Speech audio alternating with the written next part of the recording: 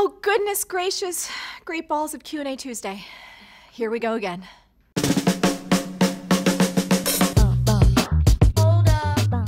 Hey, it's Marie Forleo, and you are watching Marie TV, the place to be to create a business and life you love. And this is Q&A Tuesday.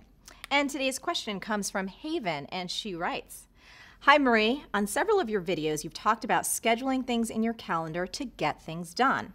Time management has been a challenge for me for over 20 years. After lots of trial and error, I lean towards David Allen's Getting Things Done system, which focuses on maintaining things to-do lists and checking them regularly. David recommends actually avoiding scheduling items from your to-do list into the calendar to allow maximum flexibility to respond to changing and fluid situations.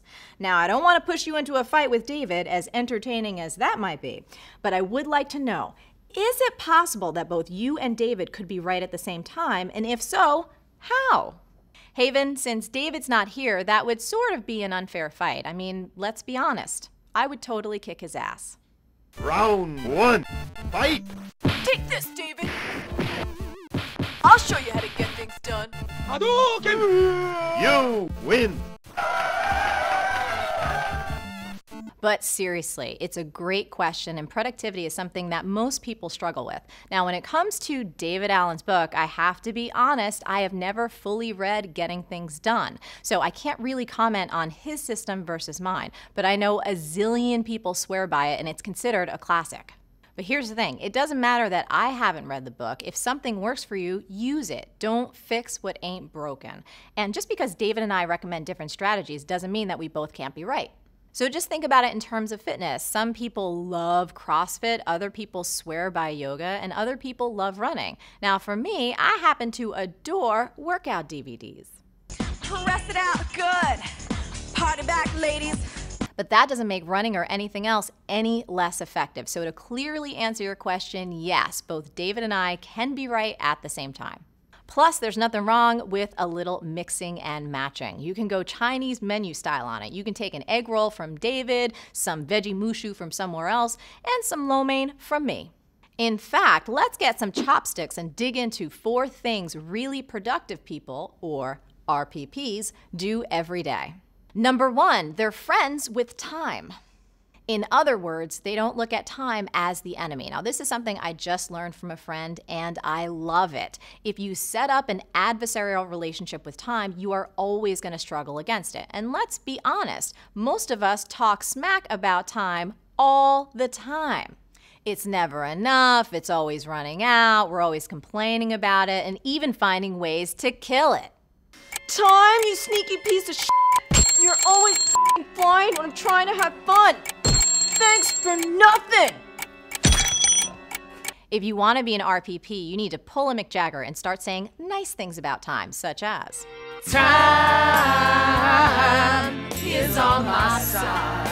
Yes, it is. Time is on my side. Yes, it is.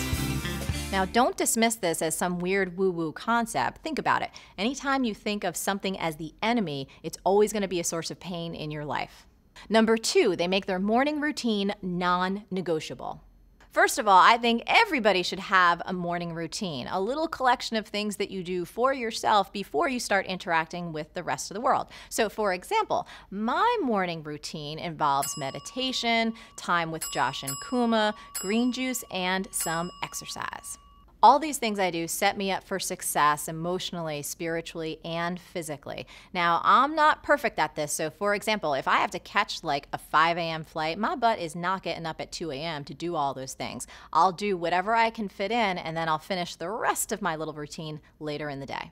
So if you want to be an RPP, and I know you do, I'm going to challenge you to create your own morning routine, and the most important part is make it non-negotiable. Number 3, they work out. I work out.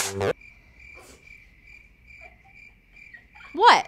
This is a big one. There is a ton of science that proves that exercise really optimizes your brain, your mood, and your ability to focus. Hence, optimizing your ability to get things done. Now, if you haven't read this book, you have to get it right now. It's the best book on the subject. It's called Spark by Dr. John Ratey, and we'll put the links right below this video. So whenever I'm coaching someone that has a hard time focusing, one of the first questions I ask them is, are you working out? And 99.9% of the time, the answer is no. So in my own personal experience, I always strive for 60 minutes, but at minimum, 30 minutes a day of just sweating my buns off. And I'll challenge you to do the same thing, because I know when I get that done, it really helps my brain focus, and I know it'll help you too. Everything is figure-outable.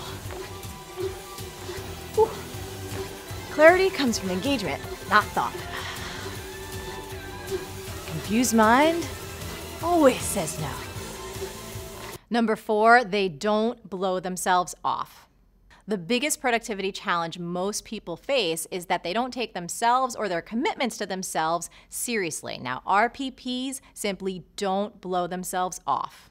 They ignore invitations and emails and interruptions and anything that comes in that could possibly take them off track from their own self-imposed deadlines and obligations. They know what's important, they treat it as important, and they deal with everything else later. So if you want to be an RPP, make sweet productive love to this here tweetable. When you know what's important, it's a lot easier to ignore what's not. So there you have it, 4 things really productive people do. Now I would love to hear from you.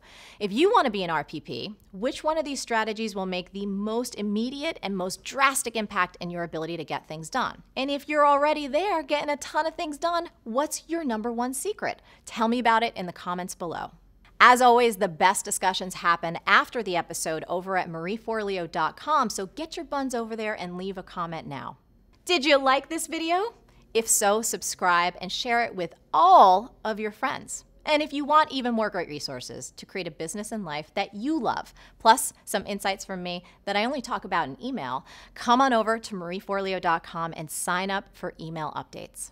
Stay on your game and keep going for your dreams, because the world needs that special gift that only you have. Thank you so much for watching, and I'll see you next time on Marie TV. B-School is coming up. Want in? For more info and free training, go to joinbschool.com. They're making me do it again. I'll do Hickey. Why do you have to curse so much, Marie? Not this episode. No. Nachetta. It's like Nocella, but nachetta.